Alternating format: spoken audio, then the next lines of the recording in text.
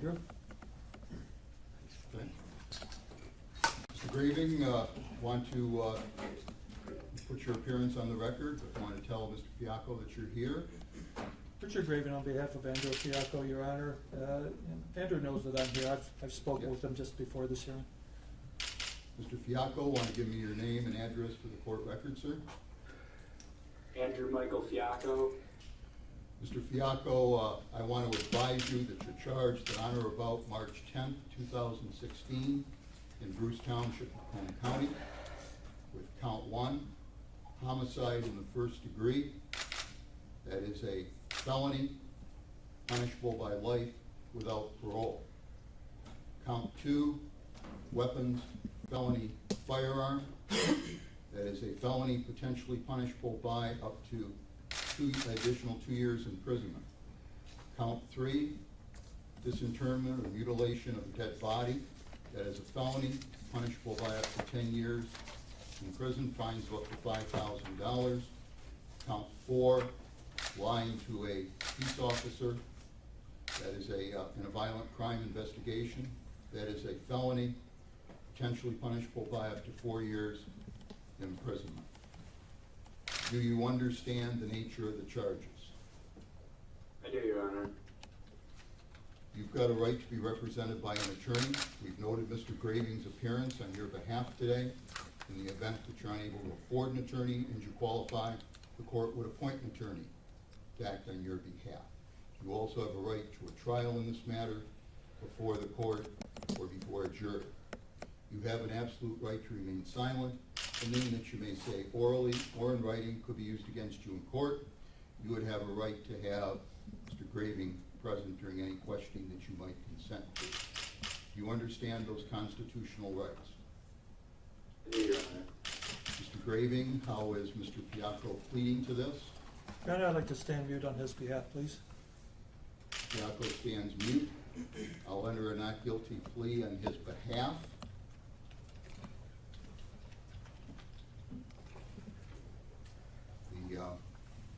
I'm listening on the issue of bond here on behalf of the people. Now, people would be asking for no bond in this case. If we listen to the facts as presented to you by the detective, there's a certain depravity to this crime. It's a serious crime. It's a horrible crime, Your Honor. It's first-degree murder is how it's charged. You're talking about a young man who was shot multiple times, twice in the back, left in this abandoned field, dead, to decompose. At which point they showed up a month later and they dismember and mutilate the body. And then they take that body to several locations and bury the body. It wasn't until a citizen came forward. That's kind of argument. I was asking you on the issue of bond. On the issue, if you look at the facts of this case, he should be given no bond. Not objectionable to that, Your Honor. Well, okay. Yeah, it's murder, and I can order him held without bond. And we're going to ask that. Let's look at the fact that in September I of agree last to year, it. our I'm okay with office it. also charged him with a separate crime of a violent nature. He's a flight risk. He's a danger to the community. At the time of the search warrant, we found 2 loaded handguns in that house. He shouldn't be allowed out. He should be kept with no bond. If I understand here correctly, Mr. Graving is agreeing with you. There's far more to that story, Your Honor. And for Mr. Contelto's purpose, I would point out that the Sheriff's Department kept me from speaking with Mr. Fiacco twice yesterday. And Talk about an issue for a later hearing, Your Honor. This is a bond hearing as to the facts. I've already agreed to the he bond. should or shouldn't be given a bond. You keep Then rambling if on. you've I've already agreed to the bond, then you shouldn't be making any why are other you continuing? statements. You should be. Gentlemen, I agreed to it gentlemen, already. not You're in the one my who should court. be continuing. Not in my court. Mr. Graving, am I understanding that you're in agreement with the request that he be held without bond? Yes, Your Honor. Yes, okay. Murder case, held without bond.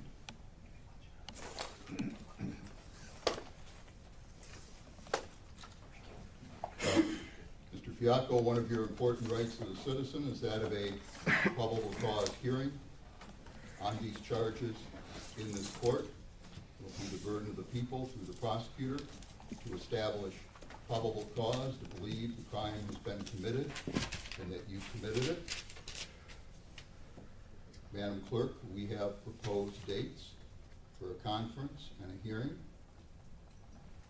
Judge, the court would be available either Tuesday, May 9th or Wednesday, May 10th for the conference. Either one, Your Honor. 9th would be preferable, Your Honor. And that would be at 1:30. And the hearing would be the following Tuesday, May 16th at 1:30. Oh, I'm sorry, Judge, May 16th would be at 9 a.m.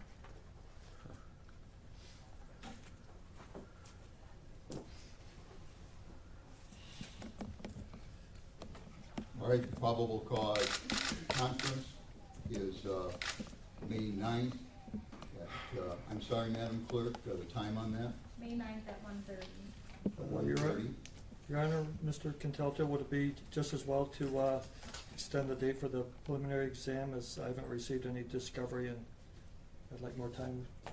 If you're able to talk to your client and wish to waive that time period, now it might be best, because I would indicate to you, we're talking about hundreds upon hundreds of Sure. pages of discovery.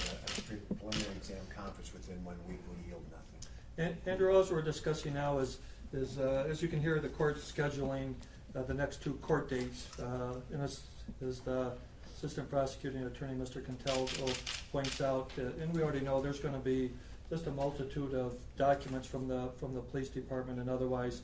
And so, so you and I need a lot more time than just the next couple of weeks. But you have a right to have a preliminary exam within 2 weeks. And so Mr. Contelto is just pointing out that for the court to extend that date out, the court needs your consent to extend that date out. And you're agreeable to that, aren't you?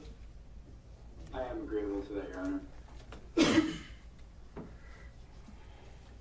What I might suggest, Your Honor, we've done it in this case before in other high-profile cases, that we set a date approximately 3 weeks from now or so. I'll know where we are at the discovery. I would be able to meet with counsel and indicate how much we have. And if it's not enough for them to go forward, then at least we don't keep coming back. Sure. Without then some knowledge as to where we are in the status. We've got phone records and we've got videos to download. We have a variety of things that it might be best just as simply as a housekeeping matter, have a PDC 3 weeks from now, not use that as the exact date, but as a housekeeping date for all the data. Can we do that, Your Honor? Madam Clerk, what do we have available? We have May 16th or May 23rd.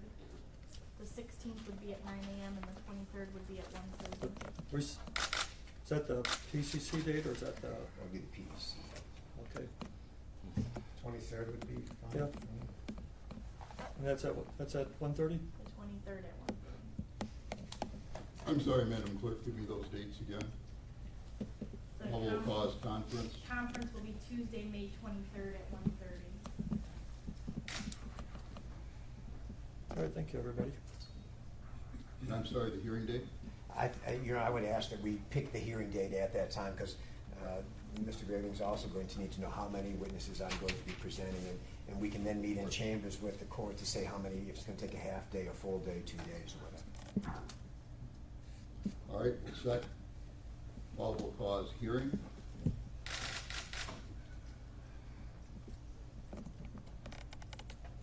Probable cause hearing and probable cause conference. On this file, is there anything else to come before the court? That's everything, Your Honor. People are satisfied, Your Honor.